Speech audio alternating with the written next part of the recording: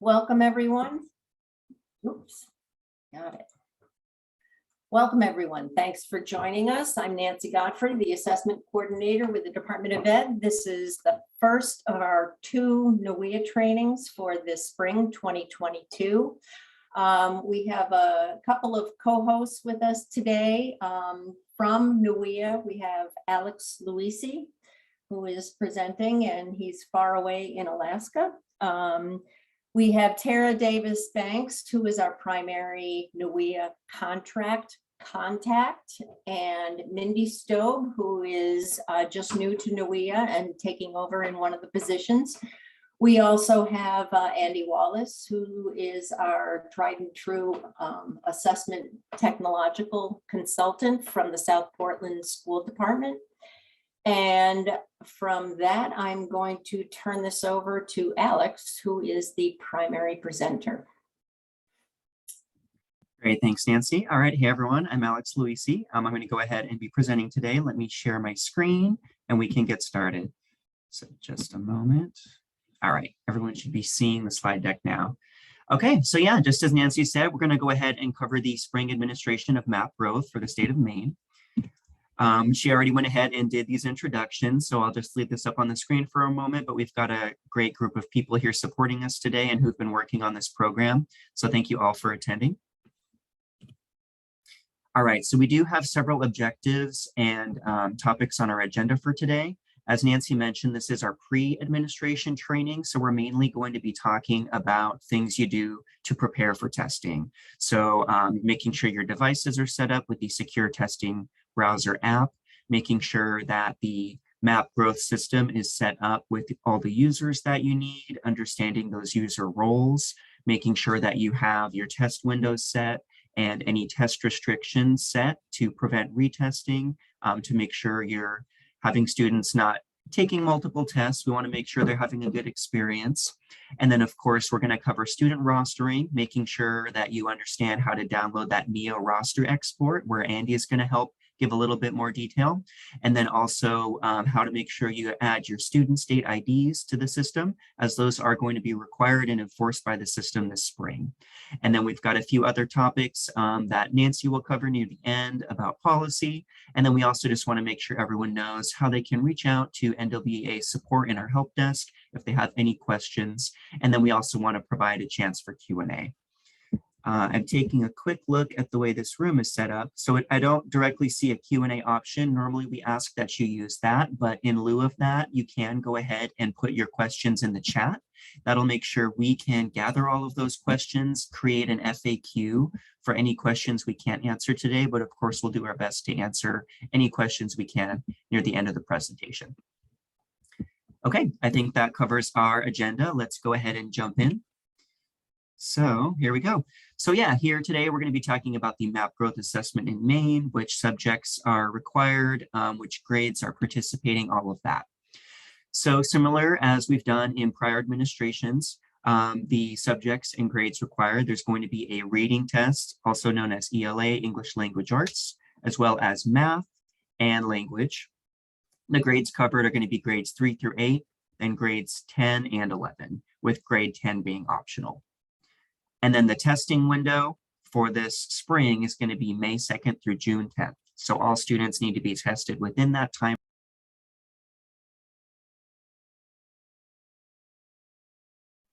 Alex, you got muted. Oh, there we go. Can you hear me now? Yes. Thank you, Nancy. Yeah, so in case I got cut off, the test window is May 2nd through June 10th. So students need to test within that time frame to be considered as participating in the program. As far as which tests are required, so we mentioned the subjects, but I want to give a chance for everyone to see the names of the tests that you're going to see in the MAP growth system. So if you're going in there making any configurations or setting up your test sessions, these are what you're going to see. So they're going to be the Maine 2020 versions. Everyone should have been updated to these new test versions as of this academic year. So there's going to be math 2 through 5, 6+, reading 2 through 5, 6+, and then language 2 through 12. We also do want to mention that there are accessible versions of the tests available, and those in particular are needed for students who are using any refreshable Braille keyboards as they're taking the assessment. By default, these are not switched on because they are a different test form with slightly different content to be more applicable to those students with those needs. So if you do have any students in your district that will need that test, just please reach out to our partner support team and we can make that test available for you. And then you can assign that test to those students. And we'll have the contact information at the end of this presentation. All right, we do just kind of want to go over some scheduling guidance as well. So just in general, we have typical test times for map growth tests. So in general, even though the tests are different subjects and have different content, they typically take students 60 minutes to complete. They're not time tests though. So students don't have a timer. They're not going to get kicked out if they take too long. They can be paused for breaks and resume later in the day or at a later day as well. And we do recommend not having students take more than one test in a day. We don't want to have them get fatigued. That's not going to be them giving their best effort if they're feeling too exhausted. And then if you look along the left, you can see the number of questions for each test. And in general, since it is an adaptive test and the items are determined as the student is moving forward in the test, sometimes students will see a different number of items. So as you're seeing, like the first one for math, it can be 47 through 53. Then reading is 40 through 43 and language is 50 through 53. All right, so there are also several student resources available and practice tests. So we definitely recommend if students haven't had a chance to take map growth or just in general to get them prepared for the spring administration, that students go in and take one of these practice tests.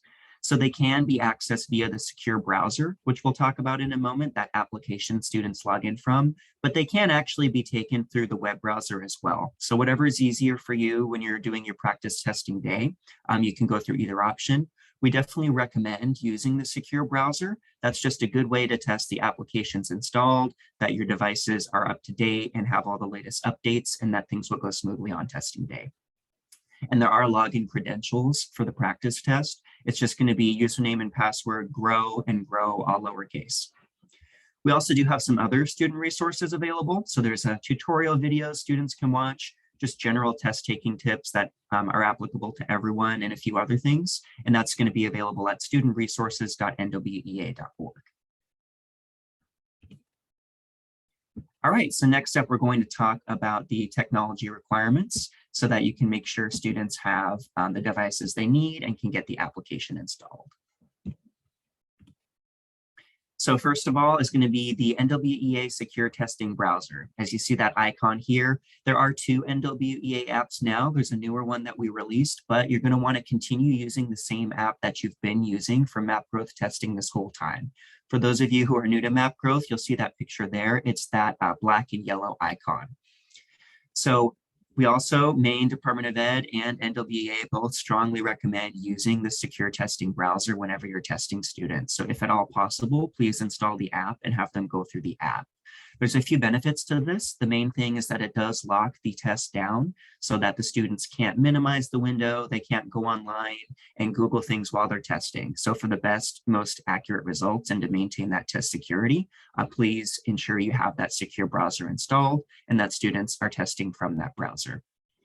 The only exceptions to that is if there are schools who are testing remotely where students need to have software such as Zoom or other conference software to be able to communicate with the proctor.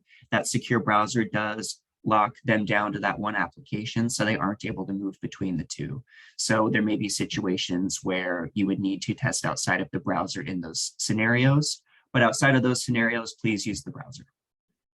Then also, the secure browser is compatible with the following devices. So same as always, Windows PCs, Mac computers, iPads, and Chromebooks. Here we've got a little more detail about which devices are compatible and which operating system versions are compatible. As you see at the bottom, we also have a link to the Map Growth System and Technology Guide. So that's just in the help section. You can go there at any time from the Map Growth page with that help link at the top right, and then just see the most up-to-date system requirements. So to quickly cover those, for Windows, you'll need to be on Windows 10 or newer. For Mac, it's going to be Mac OS 10.14 as a minimum. For Chromebook, we recommend you keep your Chromebooks updated, but the minimum version that is supported is going to be Chrome OS 87. And then for iPads, iOS 13 at a minimum is supported. There's a few other things we want to cover as well. So for screen resolution, depending on your device, you will need to have a resolution of 1024 by 768 for students. For any scaling or zoom settings, we just want to have those on their default of 100%. If students do need any type of zoom accommodation, that's built into the assessment. So before opening the app, you just want to have the screen size set to the default of 100%, so things aren't cut off the screen. And then for color depth, 32-bit is recommended.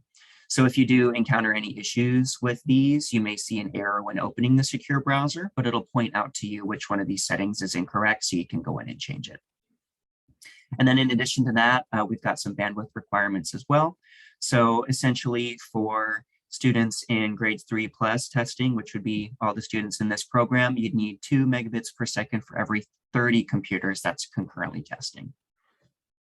And also it's good to keep in mind that there's an initial load when you first start the test, where it's loading more information than it does throughout the remainder of the test. So if you are having any bandwidth or connectivity issues, it may be good to kind of stagger your student logins rather than them all logging in at the same moment, spread it out a little bit so that it's not loading too much all at once. We've also got some recommendations for wireless access points. So in general, we'd recommend 25 devices per wireless access point. If you're more than that, 25 through 50, you may want to do some testing. Again, you can do the practice tests or find other ways to test out that scenario. And then if there's 50 or more devices on one wireless access point, we would recommend you try to decrease the number of devices so you don't end up with any loading issues or students getting kicked out or disrupted during their test. And then I know this is a lot of information, but we just wanted to briefly show you there are some allow lists that you'll want to go in and make sure are set up on your network filters or firewalls. So once again, we don't expect you to write all this down right now, but this is going to be in the system and technology guide for you to review, but these have not changed. So if you've already successfully been testing with map growth this year, there's nothing new here, but for those of you who haven't done that yet, you'll want to go in and get these all configured. Okay, so moving on from technology, we're going to go into platform settings. So this covers things like user roles, assigning and creating users, making sure everyone has their proper logins, and then as well as a few other settings such as setting your test windows, making sure that your retest settings are set. And we recommend all district assessment coordinators or system admins go in and configure these settings just to keep testing going smoothly. All right, so first of all, we want to cover user management. So pretty straightforward, but just to kind of take it from the top. So access to map growth for users is granted via user profiles. Users can have one or many roles assigned, which determine which permissions they have in the system. The role of system administrator is the first one that's created and who creates all the other users in the system. And then users can be created manually just through the website or via that CSV file upload, which we'll cover how to do that. And also there was recently some guidance sent out by Maine DOE on user cleanup. We did see, and we kind of see in general that there can be a lot of turnover for staff within schools and districts, and not all of the users always get their roles removed or changed or have those profiles deleted. So please refer to that guidance so you can go in and make sure anyone who has left has been removed, just to make sure all of the data in the system stays secure. All right, so we want to just cover some instructions on how to go in and manually create users. A lot of you have already done this, so it may be a refresher. But essentially, the 3 roles that can create user accounts are going to be system administrators, data administrators, and district assessment coordinators. For creating in bulk, data administrators have an option to import a file that will allow them to create users or assign user roles in bulk. The template on how to do that is available on that Map Administration and Reporting Center page, otherwise known as MARC, which is the page you're seeing here on the right. That's that default page you first see when you log in.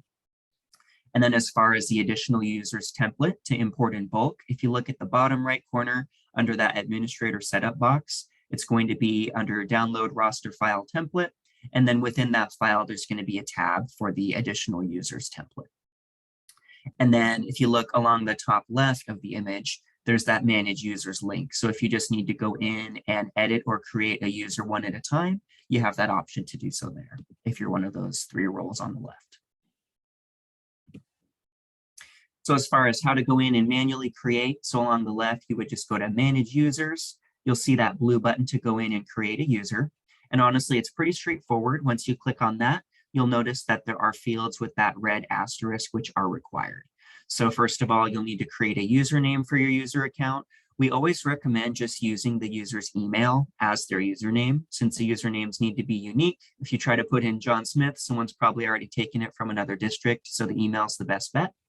And then also filling out that email address field. That'll make sure if they need to reset their password, there's a way for us to send that to them. Then, of course, you want to put in their first name and last name and any other fields with that star. Then we get to the point of user roles. So we want to take a moment to clarify all of the user roles and permissions that exist. So when you're on this screen, you'll see along the left, you can select which roles you want to add and click the add button, and then that'll move them over to that roles to assign section. So as you'll see, there's a few here that we're going to cover.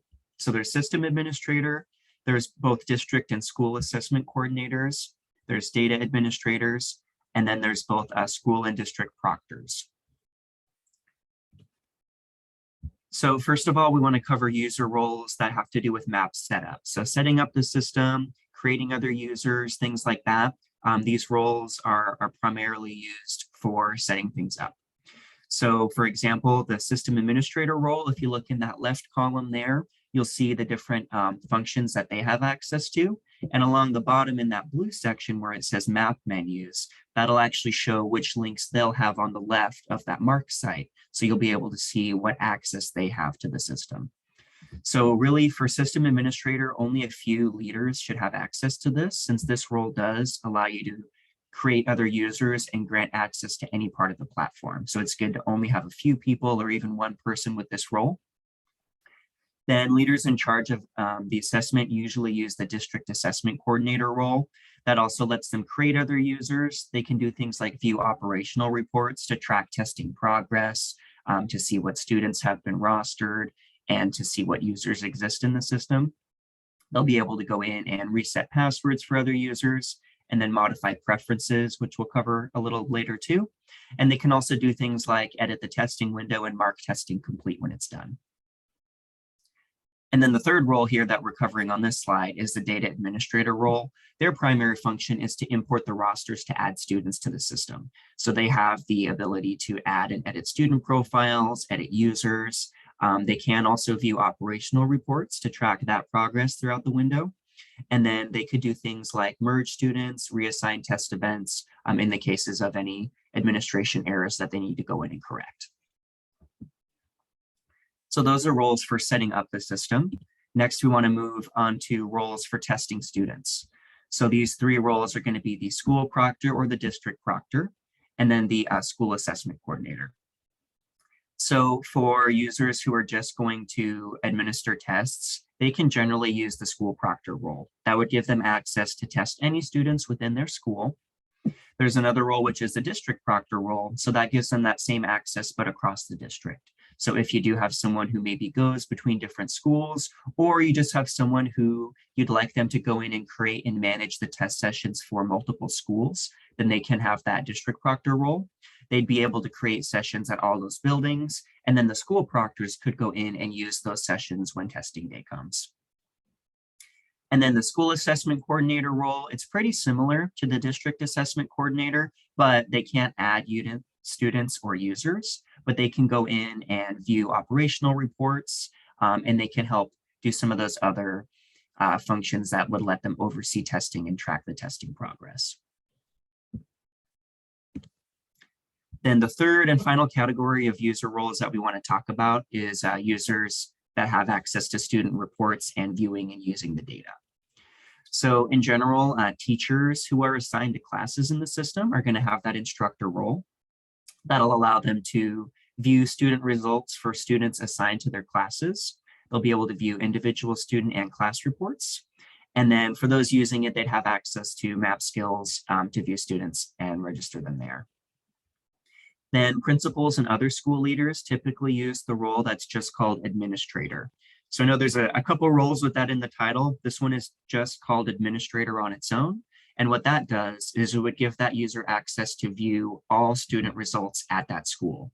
So sometimes there are maybe intervention teachers or special education teachers who need to have access to different students throughout the school or throughout the district. Sometimes it's applicable to use that role as well, because then they could go in and look at whoever they need. But please make sure that you verify that you're giving the users the right level of access and not more than they need to see. And then in addition, those other two roles we already covered, school and district assessment coordinator, they do also get full reports access. So district would be able to see reports for any students, classes, or grades, or schools in their district, while the schools get that same information just at their individual school level. Can I jump in here for a second, Alex? Yeah, go ahead. Yeah, so I would say, I'm not talking about my own school district here, but over time, those of us who've been using NWEA for many years created roles or assigned roles to users. For example, a school psychologist might need to see some data for a number of kids, right? And I highly encourage people to go back and look at some of their older users, because previously some of these data specific roles didn't exist. And so some of us, out of necessity, maybe assigned too many operational roles to users. So I highly encourage you to go, and I'll paste a link on a way to modify and search for users and do a little cleanup. I'm not going to say we had 25 people with too many roles, but I'm saying there are districts with many people with way too much access to the operational side and to the data. So I highly encourage you, especially legacy NWEA users, to go and spend about an hour cleaning that up. Thanks, Andy. Yeah, and just like you said, there are a few resources within the system to help you identify that. There's an operational report just called user roles that you can pull, which will show which users have which roles assigned. So that can be a good way to just get a list and then confirm if anyone does have too much access, or if maybe their position in the school or district has changed and you want to get that updated to reflect their new role. All right, so now that we've covered the user roles, I do want to talk about how to create and edit users in bulk. So as I mentioned before, there is that roster file template available on the Mark page, that kind of map growth homepage once you log in. Within that template, there are some columns that are required. So for this one, there's not too much that's required to create and edit users. You'll just need to make sure you have their last name, first name, their username they'll use to log in, which we always recommend just using their email, and then their actual email for password resets. And then within this template, columns J through Q are going to have the different roles listed. So you could add a Y into the column there to assign that role when you import the file. You can also do all of it manually, but if you're trying to do it in bulk and save some time, this is a great option. And then as far as how to go in and import the file. So we're going to talk about user imports as well as student imports. They go through a very similar process and they're done from the same part of the website. So you might see this repeated a couple of times. It might be a little familiar. We just want to make sure it's very clear. So essentially you'd go to that import profiles rostering link at the top left, and you would have to be a data administrator to have access to that link. In this case, where you see roster type in that middle screen, you'll need to choose the additional users option, and then click on add to locate your CSV file and import it. Then once you do that, you'll see that it's hosting data in progress. It'll take some time to do that. Usually just takes a couple minutes. If you're doing a large number of users or a really large file, it can take up to an hour. And after it's been processing for a while, you'll see that it was successful. Then next, we want to move on to setting your test window. So as we mentioned before, the test window for Maine for the spring 2022 administration is going to be May 2nd through June 10th. So students need to be tested within these dates to be considered participating in the program. And also, essentially, only tests taken within this time frame are going to be reported back to the Maine Department of Ed. So you want to make sure that you schedule around these dates and that you go into the system and configure this as your test window, which we'll show in a moment. And then kind of just repeating what I said. So system administrators and district assessment coordinators are the ones who have to go in and edit that test window and make sure the time frame shown above is set. And there may be instances where districts want to test outside of the state program, or maybe have been using map growth for a while and have their own ways of testing that are a little different. So they can test outside of these dates. Because only tests within these dates are going to be pulled and provided as part of the program.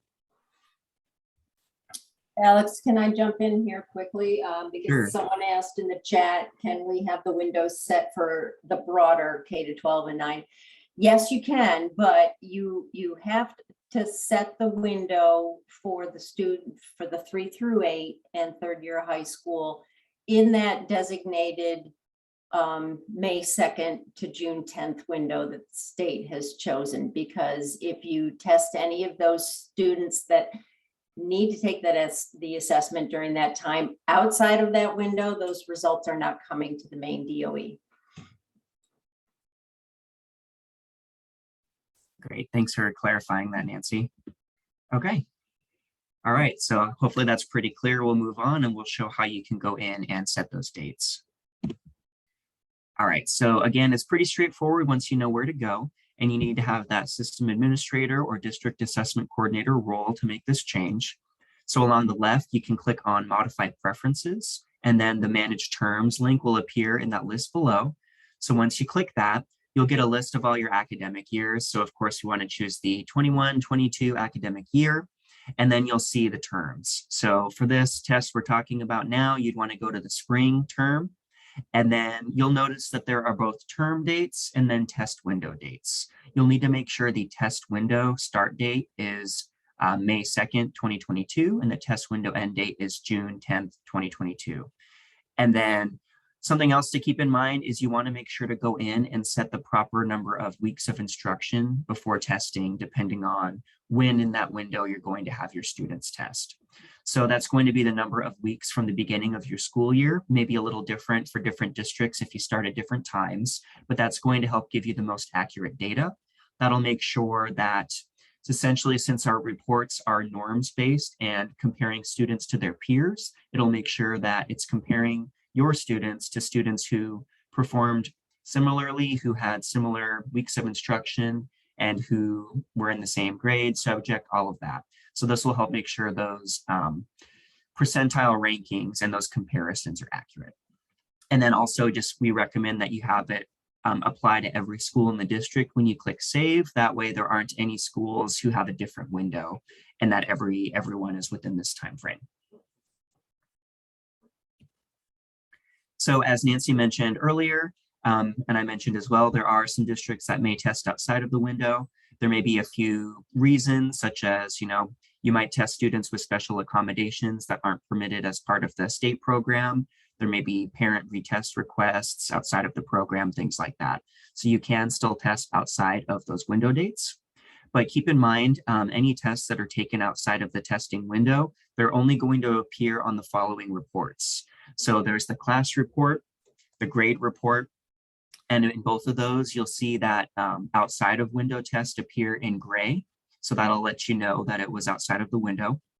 Then the student progress report, there's an option to choose all valid tests from the list there, and then that'll get those outside of window results pulled into that report. And then of course, you can always pull the comprehensive data file that will just pull all of the tests taken within that term. So you'll see ones taken outside of the window. There's a column that shows growth measure YN, and that'll show false. That'll be your clue that it was outside of the window and that it's not going to be reported to the state. All right, we also do want to talk about retesting students in map growth, because we know there may be legitimate situations where students need the opportunity to test again. In general, though, students should only take one map growth assessment once per term each, so one in each of the applicable subjects. And in general, if you do retest a student without a valid reason, it's just not a great experience for the student having to sit through the test again, and it's not really going to provide a better score. The way the test is adaptive, they're not going to see the same questions, they're going to be seeing all different items. So there's not really a benefit to the student's score to have them try taking the test again. And there may be instances where retesting is permitted. So Maine DOE has provided some guidance, which is available here via the link below and also on their Map Growth website on when retesting is permitted. So some examples include any students who had excessive rapid guessing, where they clicked through too quickly through the test and the test was invalidated due to that. If the test was completed in an abnormally short amount of time, so just a few minutes. If improper accommodations were provided and the student needs to retest with their proper accommodations. And then of course, things like if they took the wrong grade level or wrong subject and need to retest to take the proper subject.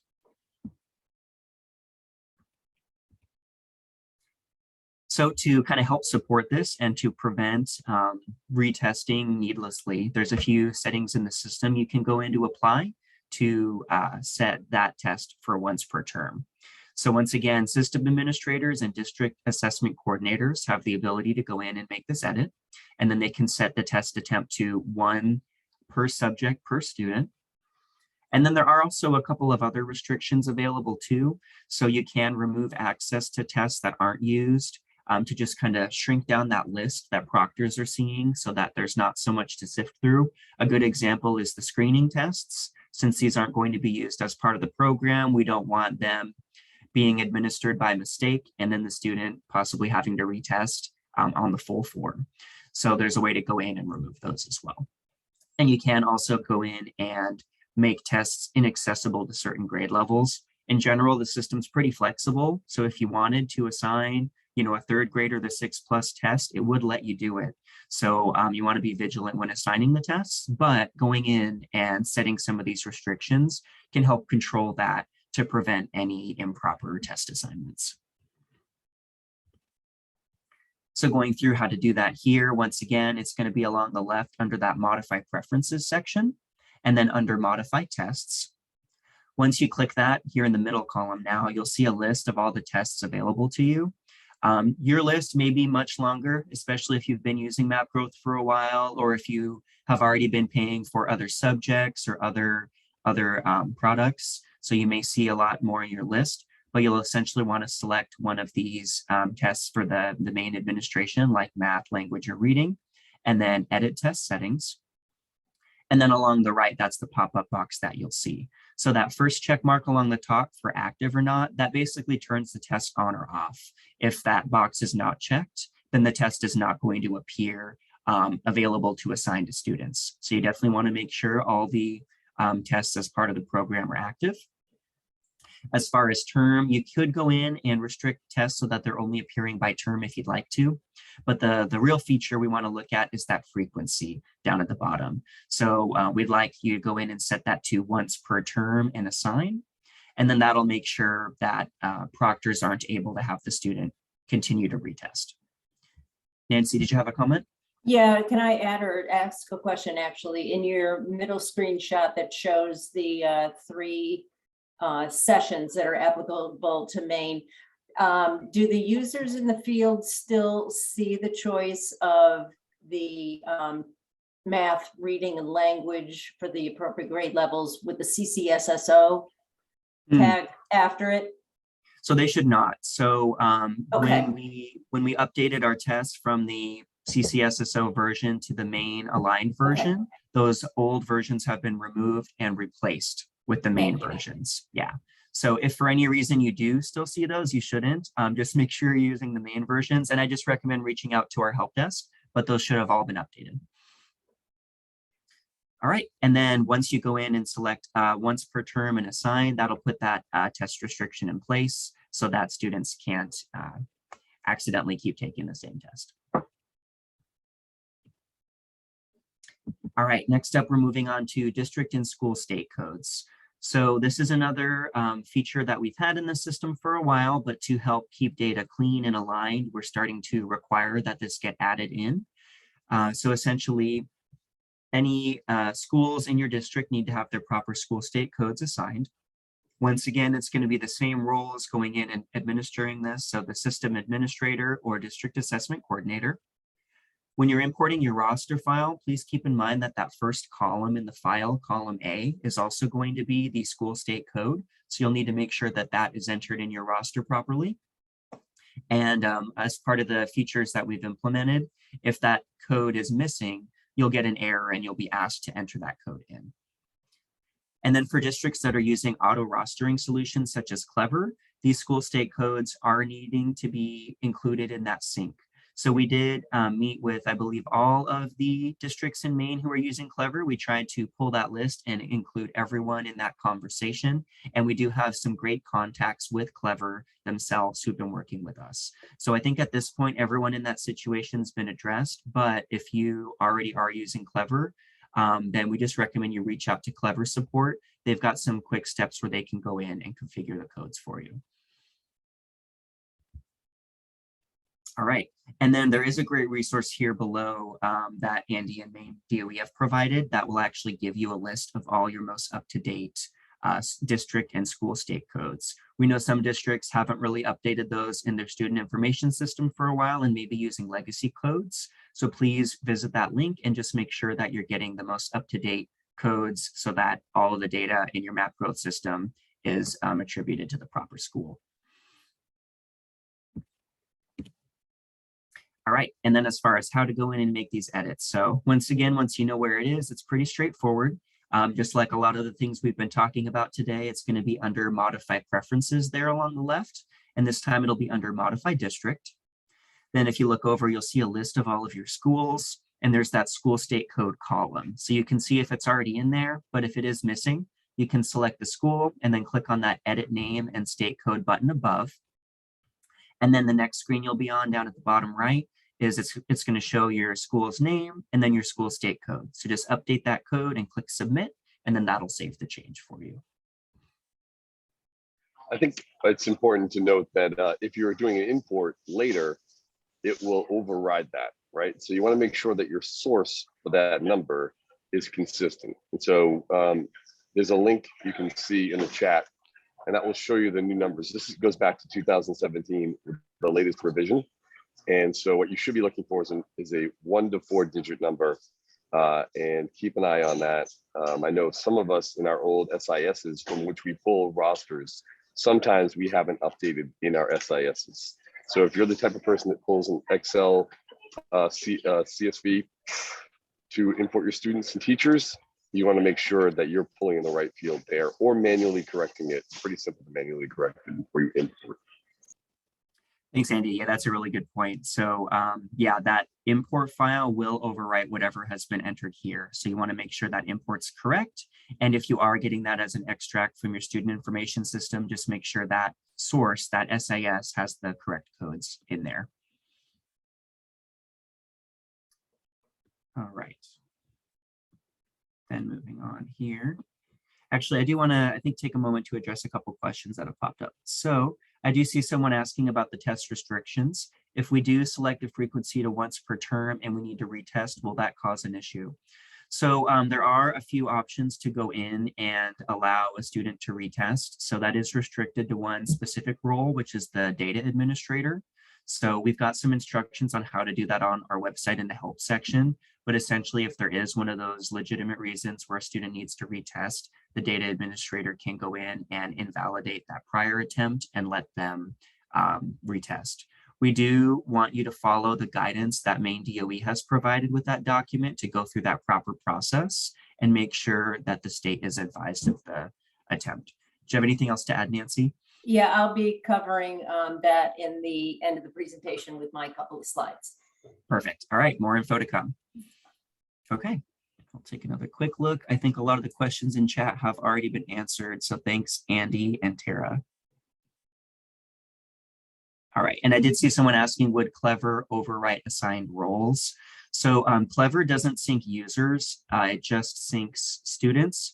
There is one user role that it syncs, which is just the instructor role. So if you have teachers set up in there, it would assign the instructor role if they have classes, but other than that, no other roles are affected by Clever.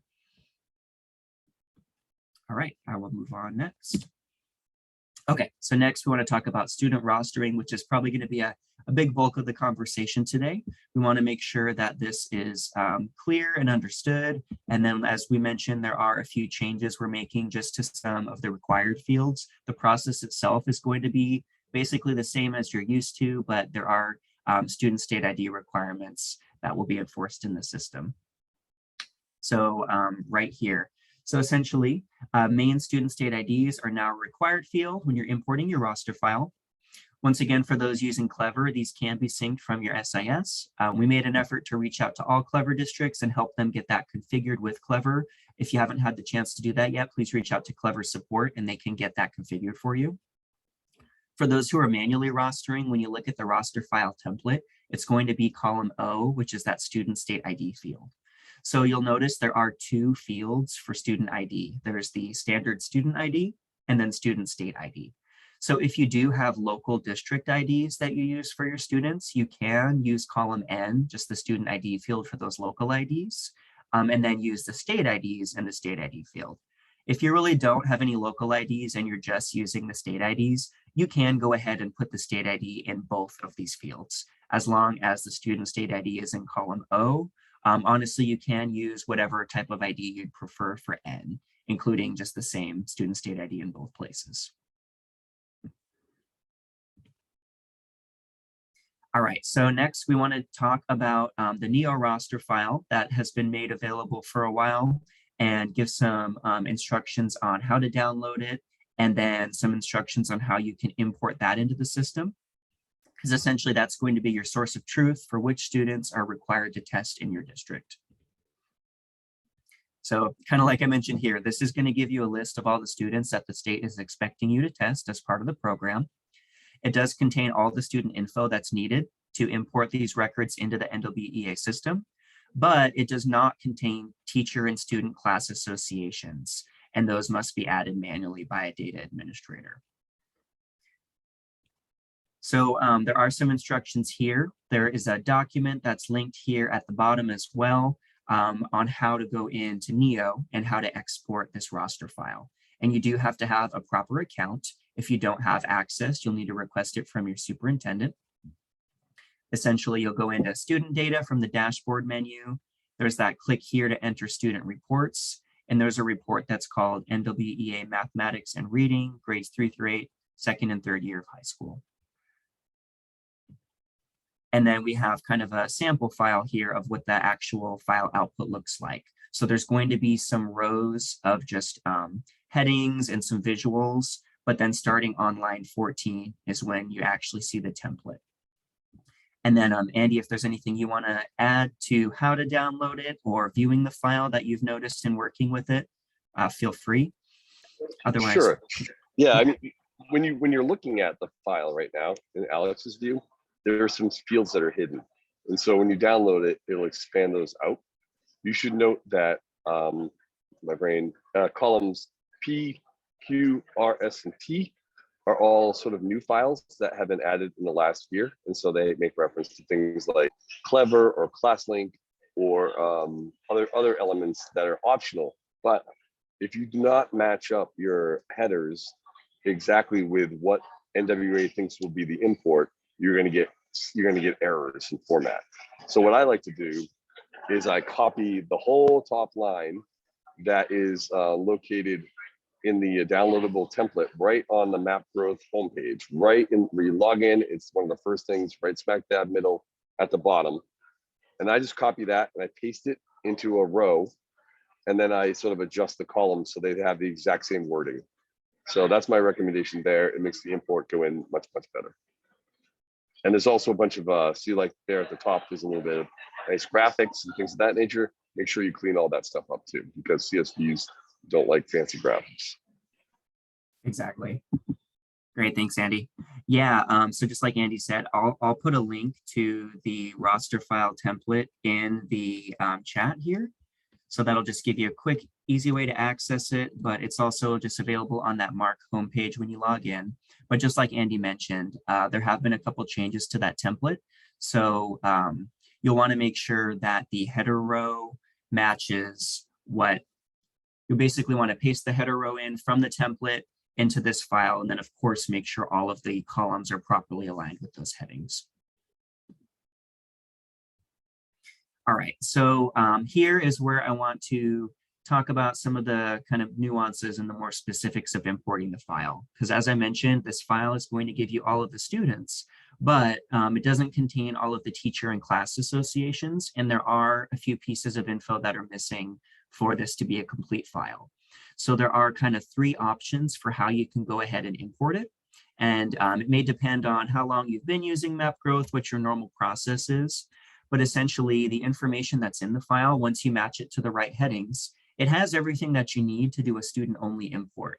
But as I keep stressing, it's not going to have those teacher-class associations. So you essentially can load your system with this NEO file as a student-only import. That'll get all the kids in there, but then you are required to do another full import with your classes. So if you've been using MapGrowth, you already have a process for importing, you can just do the student-only import, get that submitted successfully, and then do your regular import again with all your students and your classes. And then it'll align to the students that are already in the system, and then just add the classes to them. So you don't have to worry as long as your IDs are consistent. It's not going to duplicate anyone. It'll just allow you to add those classes in. The second option, which would require a little more manual work, would be to download that NEO roster file and then edit that file to fill in the gaps. So you could add the teacher and class information to that file. Depending on how large your school or district is, that could be a lot of manual work though. So if you already have a process in place to import your roster, you may want to do that first option of the student only and then your full roster so that it's all aligned. But if it's easier for you or your student population is small enough that you can just edit the NEO file to include all of the missing fields, and that's perfect. And then kind of the final option is more using that NEO file as a check for accuracy. So you could go through and import your roster as you normally would, but then compare your roster file with the NEO file. Make sure you have the same number of students, make sure all your SSIDs are correct and consistent between the two. And then that way you know that everyone is in the system. And we're going to cover all three of these options here in detail as well. So essentially that first option, and I'm probably going to be repeating myself here, but this is that student only roster. So when you download that NEO file, make sure that the school state code and school names are accurate in the file. The way that your school names are already in MapGrowth may be a little different than the way they're coming from the NEO file. So as we've been showing, if you go to modify preferences on the left and then modify district, you can see the names of your schools. You'll want to make sure the way your schools are named in our system is the way that they are on the file, so you don't get an error. And then, as we talked about before too, several of those first rows is just some visual information. You don't really need that in the file. So you'll want to delete those rows out so that that first row in the file you're importing is the header row. And then of course, it's going to start with that school state code as we showed. And then I'm going to repeat it again, just want to stress it. So teacher and class information is still required to be imported. So you'll want to do a standard import after the student only import to make sure all of that information is populated. If you don't have teacher and class information in there, you will encounter issues trying to view the student results and view reports. Having a class assigned is a required attribute for a student's score to be visible in the system. So there are some operational reports you can run, like students missing testing attributes and students without valid tests. You can run those to see if there's anyone that you missed or any students that aren't assigned to a class.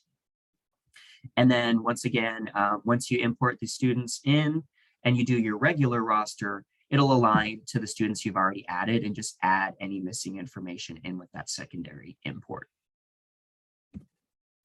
So as far as how to do the student only roster import, so here data administrator is the role that's needed to do this. You'd go to the top left and click on import profiles rostering and click that start new import button. Then here you'll have a few options. So in that first selection, you want to leave it the same as a standard import. And then of course, make sure you have the proper term selected, 21-22 spring. And then here's where you would choose add update students only. So this is only going to just create the student profiles, but there will still be those gaps you need to fill in later. Then you click on add to select that file. Once you selected the file and continued on, it'll give you a small preview of what is in the file here. So as you're seeing in this screen on the left, it's not going to have any of that instructor information, but if you scroll to the right in that little table, you'll start seeing all the student information. So this is your chance to check that everything's in the proper column, that things haven't shifted, and that they're in the proper place. Once you see that everything there looks correct, you'll click that blue confirm button, and then it'll move on to file format validation in progress. Once again, that can take a few minutes. It can take up to an hour if there's a lot of students that you're adding, but just give it some time to process, and then it would complete if it was successful. Then here you'll see the option. If there are no errors, we're kind of going down the happy path right now, but we'll cover errors in a moment too. Then you'll want to click on that review import summary. It'll show you if there are any errors, and if there aren't, you'll have that button to post valid records. I do want to point out there's a link here at the bottom. Directly within the Map Growth Help section, there are a lot of resources on how to import the file and how to resolve any errors. There's actually a how-to video that'll walk you through step by step, just with a video with some narration and some visuals. So if that's easier for you, you could go through that process as you're doing your import. All right, so that would cover that first option, importing it as a student only. And then of course, you'd need to go through and import the full roster with all your teachers and classes afterwards. The second option would be to go in and essentially edit that NEO roster to add the class information in yourself. So if it's easier for you to do it that way and just do one import, you can. You want to make sure all of the teacher information is populated in those fields. So things like, first name, last name, username, email address. And then there's going to be info for the class. So essentially, the teacher information is going to be present for each line in the file they have a student assigned. So for example, if there's a teacher that has 20 students in her class, she will be listed in that file 20 times, and there will be a different student on each of those 20 lines. But what will tie them all together is that class column. So all the students would be assigned to that same class under that teacher. And then once you complete those required fields and you have this full file built out, then you can just import as a standard import with the standard add update type and not the student only. So to show how to do that, it's going to be pretty similar, but there's a few differences. Once again, you'll go to import profiles rostering at the top left. You'll go in and choose the standard roster type. And then here you'll choose the standard add update. These are actually the default options, so they'll be selected here automatically. Then you add the file. Then once again, it'll show you the preview of the file. This is where you just double check the header rows do match the data so that nothing in your file has shifted. And once that's good, you click on confirm. It'll go through that validation once again. And then here, if there weren't any errors found, you'll have the option to review the import summary. And then post valid records is always the final step. So even if there are errors, we'll cover those in a second. Just keep in mind, once you click post valid records, that means that it's posted. And then the third option would essentially just be to roster as you normally do with your standard roster process. But then you can use the operational report that's called students by district, which will give you an export of all the students in your district. And then you can basically just compare that student state ID column to the one in the NEO file and make sure all of your students are present. Also, if you just go through a regular roster process, you can just compare that roster you imported to the NEO file and just make sure all the students are there. And then if you do notice there's students missing, you can manually add them in if it's just one or two, or you can always do additional imports to add in anyone that's missing. Okay. So next up, I do want to talk about a couple of the error types that you might encounter when rostering. And as I mentioned before, the website will actually walk you through the process and give you information on the errors. But and there's a help section with videos, but just to kind of give you an overview, there's 3 different types. So the first one is a file format error. That means it didn't recognize the file at all. So it's either not a CSV file, it doesn't have the proper header row, or there's other issues with the file itself that need to be corrected. And when you see that error pop up, it'll give you some of those options. The next one is the file format was validated, but there are errors within the file. So the file is a proper CSV. It has the formatting and the header rows that it needs, but there's some inconsistencies within the file itself. Sometimes if you have a student in there multiple times, maybe they've got a different ID on one line and a different ID on another line. So it's confused which one is correct. It's usually things like that where there's just conflicting data. It'll actually point out which cell has the conflict, so you can go in and compare and make that correction and re-import the file. Then the last one is generally the easiest kind, is reconcilable errors. That means there's some inconsistencies between what's in the file and what's already in the system. So students have been imported in the past, but then what's coming in on the file is different. So it'll actually show you the two differences, and you can choose which data you'd like to keep moving forward and how you'd like to correct the error. So we're going to go in a little more detail with these. So the first one is file format errors. Once again, this means the file itself, it's either not a CSV, comma delimited format, so you might need to resave it. Sometimes people leave it in that Excel format, and that's when they'll see this error. So it does need to be resaved as a CSV, comma delimited. As Andy mentioned, you need to make sure all the header rows from the template are present and all the data is properly aligned to their columns. And then to correct this, you want to resave the file and try that import again from the beginning, and then that'll get you past this error.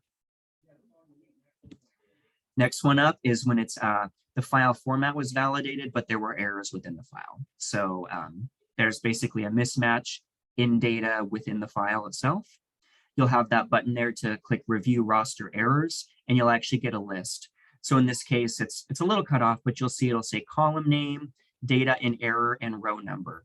So in this case, the username column on row number 2, you can kind of use those to cross-reference. So if you know which column username is vertically, then which row number it shows, that'll take you to that cell. And then in this example, there's probably a teacher that has one line where their email had a typo in it, and it's confused because the email is not consistent for every time that teacher's in there. So you'll just need to go in and make those changes, save, and then re-import the file again, start the process over.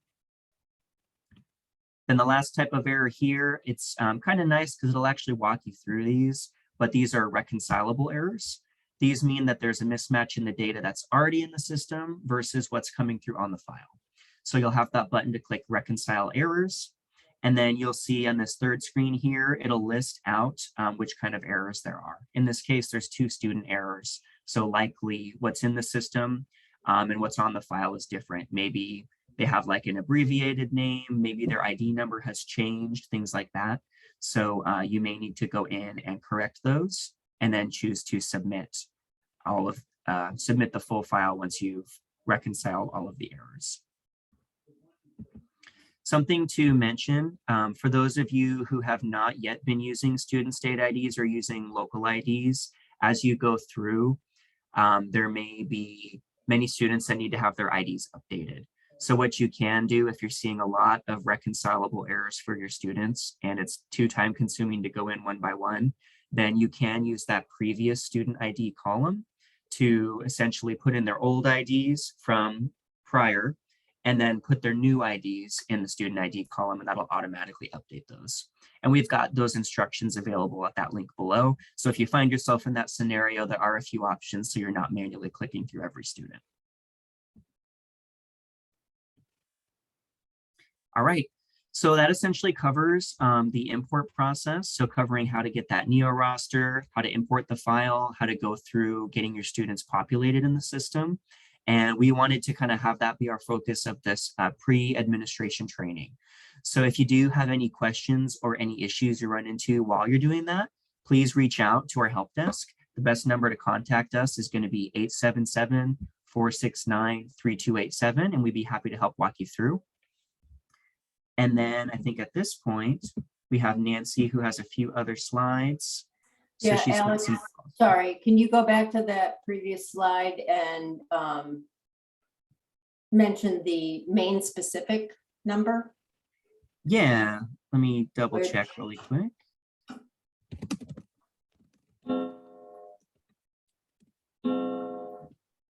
The main specific number is 855. Thank you. 430 Mhm. 1777. I'm going to paste that in. You definitely want to call that main specific number because sometimes you'll explain and then you'll get forced to be rerouted. So take a look in the chat.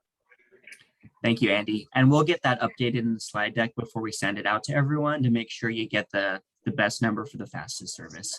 Appreciate you correcting that.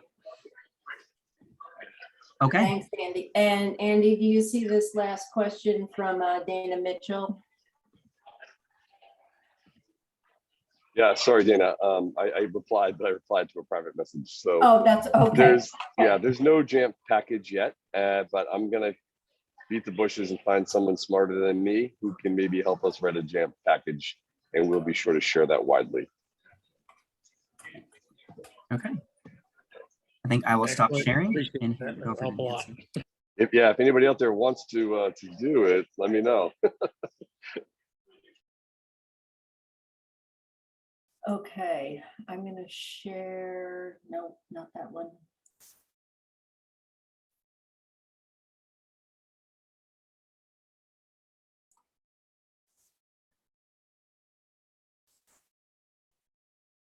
And if someone could let me know if they're seeing my first slide. Not Can't yet. see it yet. Not No. yet, Nancy. Not yet. Well, it's taking my whole screen, so I don't know. Let me go back.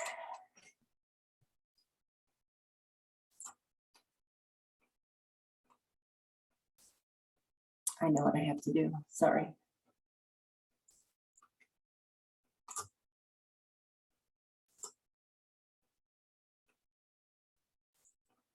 Thanks for your patience.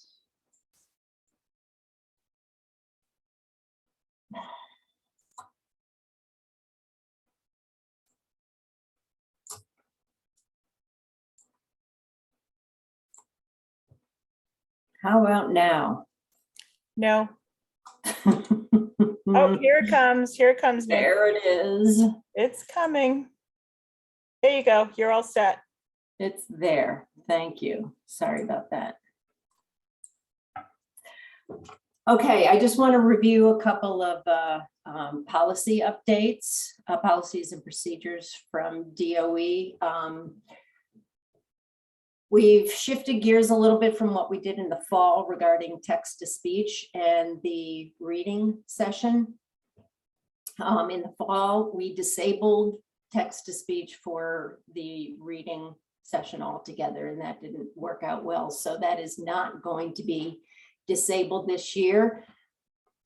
But we're reminding everyone that TTS remains not allowed for the reading passages. So we are putting the onus on the districts and the schools to properly set these accommodations in the NWEA MARC platform. Whether it's, we know it appears two different times, once as a support and once is as an accommodation. They both work. We ask that you please check 3 out of the 4 boxes. Text to speech and read aloud can be used for answer choices, questions and directions, questions and prompts, but not for the reading passages. So we ask you please not to check that box.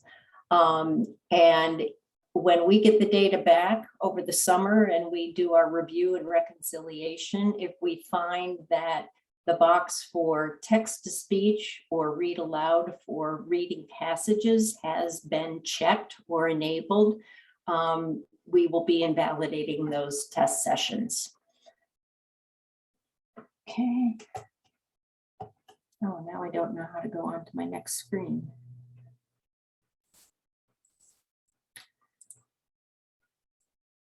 Sorry. Just put your arrow right on the slide deck and click it. It should go. There we go. Okay.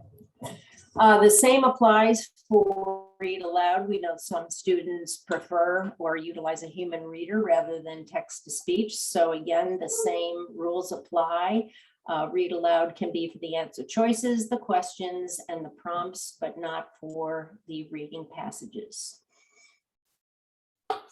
This is just an example of a question to show you what can be read aloud or enabled for text to speech. Read the passage. Those are the directions, and that can be read. The bulk of the passage in the middle about Ferdinand sitting in a dark castle, that is the passage that cannot be read aloud. The question in this item is, what is the theme of the passage? And that can be read aloud or text to speech. And your 4 choices, A, B, C, and D, can also be read aloud.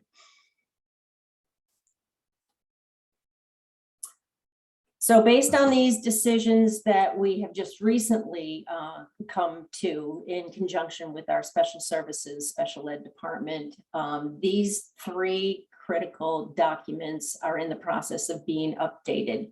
So we will have our NWEA accessibility guide that will be updated soon and posted for the spring 2022. This also makes a few little tweaks to our read aloud protocol, because last fall, when we were relying 100% on read aloud for anything in the reading session, that's how that was written. That will be modified and updated. And the NWEA versus the main educational assessment accessibility crosswalk that I put together last fall, that will be updated soon and posted on the website. For retesting, I know that Alex covered in depth how you can in your platform set retest restrictions, whether you only want everybody to take it once and then ask within your district or school for permission to retest. That's perfectly that's up to you. That's a decision. That's not set by the state. However, if you are giving a retest, we are asking that you follow the same rules that we had for the fall. We have the 5 reasons that are allowable: the excess of rapid guessing and session duration. The student achievement risk score, the variance was less than 10 points. If you had the test session given without accommodations that were supposed to be given, or you improperly gave accommodations that the student was not supposed to have, that's worthy of a retest, or if you gave the wrong session or the wrong grade level to a student. Although these aren't typical, these conditions certainly warrant a retest. We ask that when you're doing that, if you fill out the Qualtrics survey, which will be on the slide deck, and it's posted on the DOE assessment NWEA webpage as well. It's the same survey that we used in the fall. This is not asking for DOE's permission. We are just gathering and collecting the data as to how many retests are done and in each administration. And to give you an example, the analysis that we did of the retests from both the spring and the fall 2021 revealed of occurrences of students retaking a session, whether that was math, reading, or language, not more than once, more than twice. So after you complete the Qualtrics survey for a retest, you shouldn't have to do it for the same student again. No student should be subjected to taking a session more than twice at maximum. And we ran across some data that was concerning last year of a student taking a particular session 4, 5, and 6 times. So those are our policy updates for this year. I'm not paying attention to the chat now because I'm sharing, so I will stop and go back to the chat. Yeah, and I'm happy to read out the questions if that helps. Thanks. Sure. I do see a question from Joellen saying, does this mean that we do not need to do a human reader for those with text to speech? This is a wonderful change. If so? Yes, thank you. Yes. Great. Unless the student, the preference or the IEP indicates that the students have a human reader over text to speech. That's correct. Great. Okay. And then I think a couple of people were asking, can we still have text-to-speech assigned for all parts of the math test? Yes, yes, I'm sorry, I forgot to mention that. The focus of my slides was just on the reading session because that was the issue at hand, but text-to-speech is allowable for math and for language. Please keep in mind, though, that this is something that the student is using on a regular basis in the classroom instruction setting and should be documented somewhere within an IEP or 504 or as a team decision. Great. And then this next one already had an answer, so I'll just read the question and the answer. So thanks, Andy. So is text-to-speech turned on only by test proctor? Each teacher/proctor must turn these settings on, correct? And that is correct. So essentially text-to-speech is assigned per session. It does not follow the student to every test they're assigned. So it will need to be assigned for each test that it's applicable for.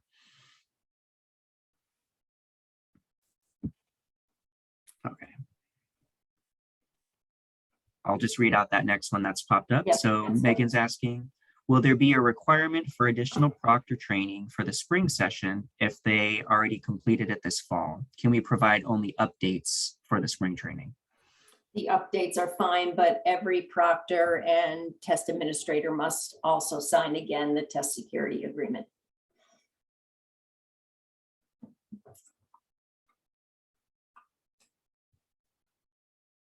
And Megan, while I have your attention, I don't know if I'm going to jump back to an earlier conversation of Clever.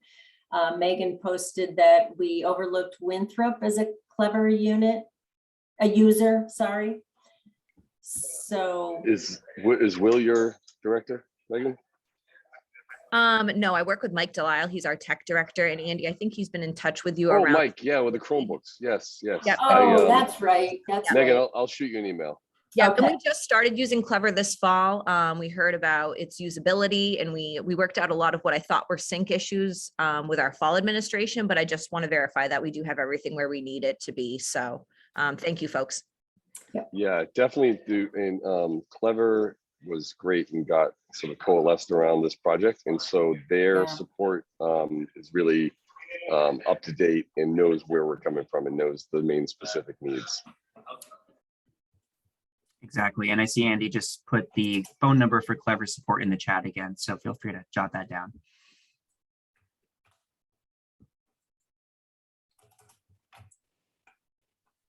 Okay. And I think this next one's just kind of a piece of feedback, just a process that Kyle's following. So Kyle's saying, as a school admin, I'm creating the test sessions for all teachers so that I can be sure the accommodations are set properly and asking that teachers use these sessions and do not use the test my class option. So yeah, that's fair. If the teachers themselves may not be aware of the students' accommodation needs, or maybe you're just worried that there won't be set, then yeah, a school admin, like if you have that district proctor role, you can go in and create the sessions on behalf of your teachers.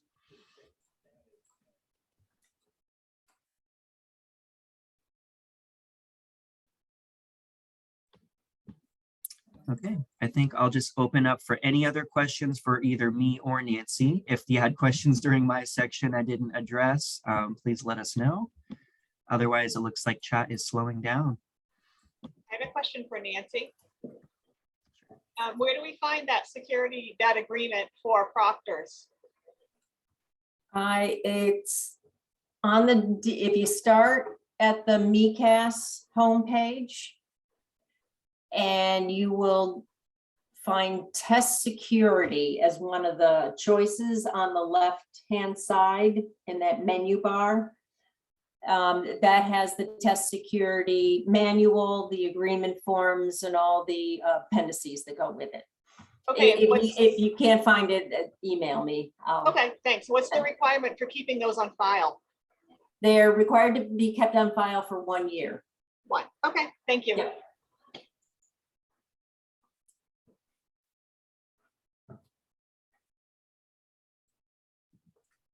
And then one more clarifying question Yep. from Ryan. Just to be clear, proctors only have to sign the test security agreement once, correct?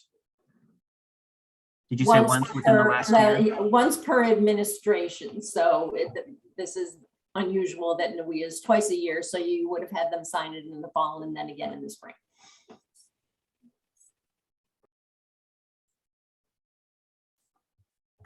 Okay. Nancy, when you say once per administration, are you saying once per school year, or are you saying fall and spring? Once for the fall and once for the spring.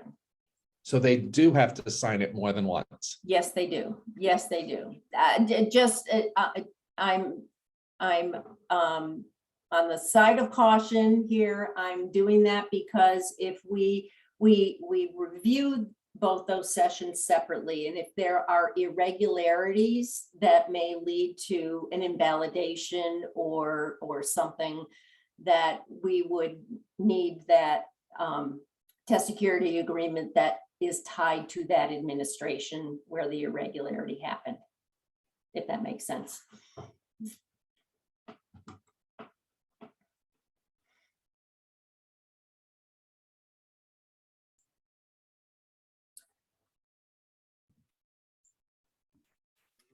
Okay.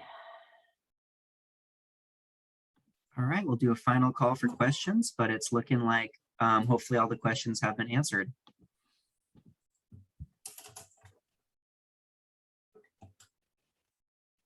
Okay, at this point, I think we're going to assume all the questions are answered. Of course, if you still need help, just reach out to our partner support. We're going to get the updated slide deck with a couple of those numbers. Yep, I see someone asking right now. We'll get a copy of that PowerPoint sent out to you. And I know we have this recording that we'll have posted too. Nancy, did you have a location where we're posting it, or maybe it'll be on the NWEA site? The recording will probably be ready to be posted before the end of the week. I'm also trying diligently to grab every single question in the chat room and come up with answers. So the Q&A associated document might take a while to clean up, but they will, the recording will be posted on the DOE assessment NWEA webpage.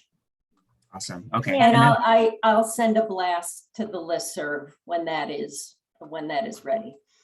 okay, Nancy, this and- is Mindy. I created a Q&A document, so we'll send it over to you and you can just Awesome. review it. Thank you. Thank you, Mindy. Just looking at that last comment from Cindy Oh. about homeschool students, Yep. does that apply? Homeschool, the rules for homeschool is that they can be tested if it's requested by the parents or family that homeschool students participate in our assessments. They have to be enrolled. They have to have a 9-digit SSID number. They have to be in our Synergy and NEO system in order to do that. So they will get reports from, well, there'll be a report generated out of NWEA, but they will also get a report out of the MARS system if students, and you would just roster them. You would enter them manually if you have one or two single homeschool students wanting to take the NWEA.